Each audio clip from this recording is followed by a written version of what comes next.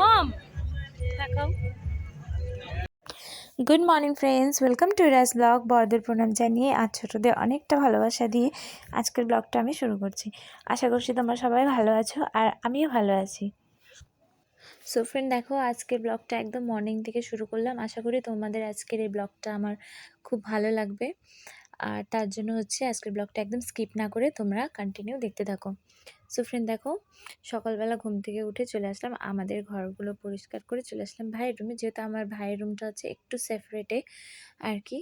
আর ও যেহেতু সকালবেলা উঠে ওর স্কুল যাওয়ার থাকে, ওই 7:30টার মধ্যে স্কুলের জন্য বের হয়ে যায়, আর আমি ওই 7:30টার সময় উঠি, কারণ ওই টাইমটাতে জল আসে। তো আমি উঠে কোনো সময় জল ভরি, আর কোনো সময় হয় না ভরাটা, মাই ভরে। আর আমার মাম্মি তো অনেকটা সকালে উঠে ভাইয়ের জন্য টিফিন রেডি করতে হয়, আবার বাবার জন্য সকালে দুপুরে রান্না করতে হয়, মানে সব একসাথে করতে হয়। তো মাম্মি আগে উঠে, সবার লাস্টে ধরতে গেলে আমি উঠি। তো উঠে হচ্ছে আমার কাজ হচ্ছে গোছগাছি করা, আর রান্নাবান্নাটাও আমি করি না। হঠাৎ কোনো সময় যদি মার শরীর ভালো না থাকে তাহলেই করি, না তো আমি রান্নাবান্না তেমনটা করি না ধরতে গেলে। তো দেখো, আমাদের আমাদের ঘরগুলো পরিষ্কার করে চলে আসি হচ্ছে ভাইয়ের রুমে। আর কালকে যেহেতু ভাইয়ের রুমে হচ্ছে জানালার যে সে পাইপগুলো হয় ওগুলো লাগানো হয়েছে, তো ঘর না প্রচণ্ড নোংরা ছিল। আর ওগুলো হচ্ছে ড্রিল মেশিন যেহেতু ইউজ করা হয়েছে না, ওই জন্য প্রচণ্ড ধুলো টুলো পড়ে গেছিলো ঘর বাড়ি। তো ওগুলাই আর কি সকাল থেকে অনেকটা পরিষ্কার করলাম। তো দেখো, এই যে পরিষ্কার টরিষ্কার করে হচ্ছে সবার লাস্টে হচ্ছে ভাইয়ের বিছানাটা গুছাই দিচ্ছি। তারপরে দেখো, ভাইয়ের রুমটা আর কি ভালো করে পরিষ্কার করে নিচ্ছিলাম, তখনই হচ্ছে আমাদের একজন মাসি আসছে আর কি, আমাদের পরিচিত মাসি আসছিল। ওদের বাড়িতে আজকে যেহেতু পুজো আছে, তো ওই জন্য বলার জন্য। আর একই দিনে হচ্ছে আমাদের পুজোরও নিমন্ত্রণ, গৃহপ্রবেশের, আর হচ্ছে সেম দিনেই হচ্ছে আবার আমাদের এক জায়গা বিয়েরও নিমন্ত্রণ আছে। তো ওই জন্য বলছি তোমাদের সাথে, তোমাদেরকে আর কি আজকের ব্লগটা কন্টিনিউ দেখতে থাকো স্কিপ না করে। তো ওই মাসি আর কি এসে বলে গেল, যেহেতু ওদের বাড়িতে পুজো আছে তো যেতে বললো। আর ওই টাইমটাতে আর কি আমি ঘর বাড়ি আর কি পরিষ্কার করতেছিলাম, তো একটু মাসির সাথে একটু গল্প করে নিলাম। তারপরে চলে আসলাম হচ্ছে এই যে আমার ড্রেসিং টেবিলটা পরিষ্কার করতে। এটা আমার, তোমাদেরকে প্রথমে আমি শেয়ার করছি, এটা আমার খুব শখের একটা জিনিস ধরতে গেলে। হ্যাঁ, আদার্স জিনিসগুলো আমার অত শখে না, কিন্তু আমার ড্রেসিং টেবিল ভীষণ একটা প্রিয়। জানি না, আমার মনে হয় কি সব মেয়েদেরই হয়তো বা ড্রেসিং টেবিলটা খুব প্রিয় জিনিস, আমার মনে হয় আর কি। যেহেতু আমার তো মানে ভীষণই প্রিয়, ছোট হোক বড় হোক যেটাই হোক না কেন, আমি ভীষণ গোছগাছ করে রাখতে ভালোবাসি। এমনিতে আমি ঘর বাড়ি গোছগাছ করে রাখতে ভালোবাসি, আর গোছগাছ করিও, কিন্তু মানে অত পরিপাটি করে হয়তো গোছগাছ করে রাখতে পারি না, কিন্তু আমি যতটুকু পারি নিজের থেকে চেষ্টা করি খুব সুন্দর করে গোছগাছ করে রাখার। তো ওই জন্য আর কি আমার একটু জিনিস এদিক থেকে ওঠে হলে ভালো লাগে না, কেমন একটা লাগা শুরু করে দেয়। এই কারণে মার কাছে প্রচুর বকাও খাই। তারপরে দেখো, তারপরে হচ্ছে গদরেজের উপরটা পরিষ্কার করে নিচ্ছি। আর এমনি তো কালকে যেহেতু বললামই ড্রিলের কাজ করা হয়েছে, তার উপর হচ্ছে আমাদের ঘরটা যেহেতু রং করা নাই না, এমনি প্লাস্টার করা, প্রতিদিন না প্রচণ্ড আর কি এগুলা ওয়াল থেকে আর কি ধুলো পড়ে আর কি, কী বলো বালু পড়ে, ওগুলা আর কি প্রতিদিন ঝরে ঝরে পড়ে যায়। এই বালুগুলো পড়ার জন্য আর কি ভীষণ আর কি বিরক্ত বোধ হয়। আর সবসময় ভাবি কি কবে আর কি রংটা করতে পারবো। এমনিতেও আমাদের ঘরগুলো বেশি, মানে এই রুমটা আর কি বেশি বড় না, ছোটো মোটো, রংটা করলে একটু ভালো লাগবে, কিন্তু জানি না সে কবে হবে। আমাদের তো প্ল্যানিং ছিল ঘরটা হওয়ার পরে রং করব, কিন্তু বিশেষ কিছু কারণের জন্য রংটা করতে পারি নাই। তো এখন দেখি কবে করা যায়। তারপরে দেখো, এখানে এই রুমের পরিষ্কার টরিষ্কার করে এসে হচ্ছে ওই রুমে চলে গেছিলাম। মাম্মি হচ্ছে এখন দোকানও চলে গেছে। তারপরে বাসন কোসন কিছু ছিল, ওগুলো মাইজে টাইজে চলে এসেছে। ঘরগুলো মুছে নেবো, ঘর বারান্দা টারান্দা সব মুছে নেবো, ঠাকুরের বারান্দা। আর তারপরে হচ্ছে বসে পড়বো হচ্ছে করতে। কালকে যেহেতু ইসেতে গেছিলাম আর কি, মার্কেটে গেছিলাম, তো ওখান থেকে আমার কিছু জিনিস আনছি, ওগুলো আর কি গোছগাছ করে রাখবো। আর রাখে হচ্ছে শ্যাম্পু নিয়ে আসছি, ওগুলো আর কি মানে শ্যাম্পুর প্যাকেটগুলো আলাদা আলাদা করে আর কি বালতি করে রেখে দিব। সবাই হয়তো ইউজ করে আর কি, কী বলবো, বোতলে যে শ্যাম্পুগুলো হয় ডাব্বাতে থাকে ওগুলো ইউজ করে, বাট আমি সেটা ইউজ করি না। আমি হচ্ছে পাতা ধরে কিনে আনি, পাতা ধরে কিনে আনলে আমার মনে হয় কি আমার পোষায় আর কি। আর ডাব্বাতে যেগুলো থাকে মাঝে মাঝে মনে হয় কি বেশি পড়ে যায়, ওয়েস্ট হয়, তাই আমি পাতা ধরে কিনে আনি। তো ওই জন্য ওগুলো আর কি ঠিকঠাক করে রেখে দিব।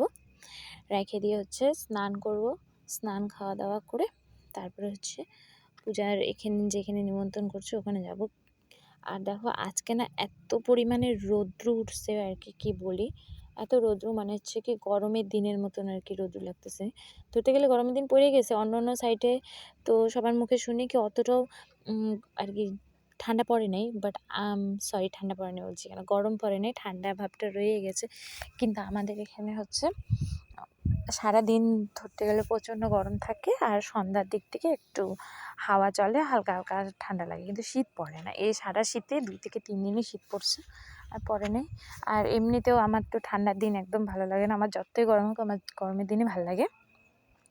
যতই গরম বলতে গেলে ভুল, আমি তো যেহেতু ছোটো থেকে এখানে বড় হয়েছি, তো এখানকার ওয়েদার তো অতটা ঠান্ডাও না অতটা গরমও না, অন্য অন্য সাইডে যেরকম গরম পড়ে সবার মুখে শুনি আর কি, সেরকমটা না।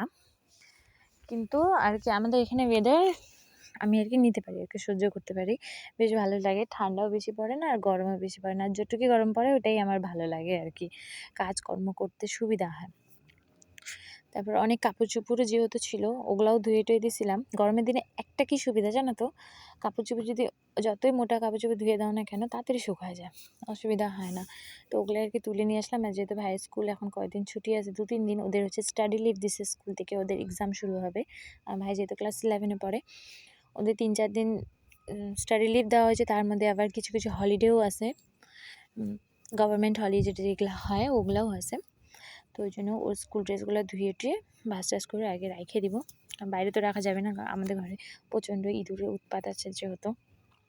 তো ওই জন্য দেখো রেডি হয়ে নিছি, টিউশন পড়ায় আমি রেডি হয়ে নিছি একবারে। এখন তোমাদেরকে বললাম না কি এক জায়গা আর কি নিমন্ত্রণ আছে গৃহপ্রবেশের, তো ওখানে যাব প্রসাদ খাইতে। ওখান থেকে গিয়ে আবার চলে এসেছি, ওখানে গেছিলাম, গিয়ে প্রসাদ টসাদ খেয়ে চলে আসছি। এসে হচ্ছে এই যে ভাগ্নিকে রেডি করা দিচ্ছি।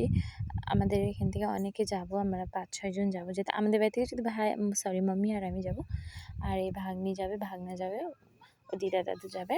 তো আমরা ওই জন্য আর কি ওকে রেডি করাই দিয়ে ভাবলাম ওকে রেডি করাই দিই, তারপরে না হয় আমি রেডি, যেহেতু বাচ্চা মানুষ না, বাচ্চাদেরকে আগে রেডি করাতে হয়, না তো ওরা সবসময় ভাবতে থাকে হয়তো কি বড় রেডি হয়ে যাচ্ছে, আমাকে আদৌ রেডি করাবে, আমাকে আদৌ নিবে, ওদের মধ্যে একটা এসে থাকে। আর দেখো বিছনার মধ্যে লেহেঙ্গা বাইর করে রেখেছি, কি লেহেঙ্গা পরবো, কিন্তু সেটা হলো না। আর এই লেহেঙ্গাটা আমি লাস্ট টাইম পরছিলাম হচ্ছে আমার দিদির রিসেপশনে, তারপর আর আমি এই লেহেঙ্গাটা পরতে পারিনি।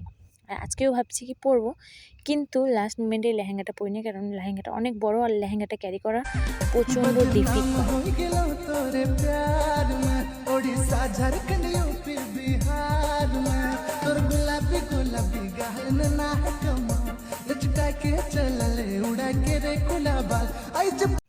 তারপর দেখো এই যে রেডি হয়ে হচ্ছে 1-2টা রিলস বানিয়ে নিয়েছি, তোমাদের সাথে রিলসগুলো শেয়ারও করছি।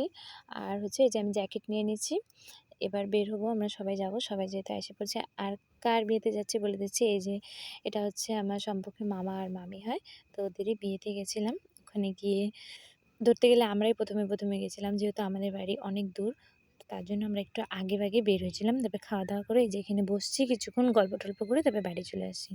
সো ফ্রেন্ড, আজকের ব্লগটা এখানে এন্ড করছি। তোমাদের আজকের ব্লগটা কেমন লাগলো জানিও, যদি ভালো লেগে থাকে একটা লাইক কমেন্ট আর সাবস্ক্রাইব করে দিও। Tata, bye bye.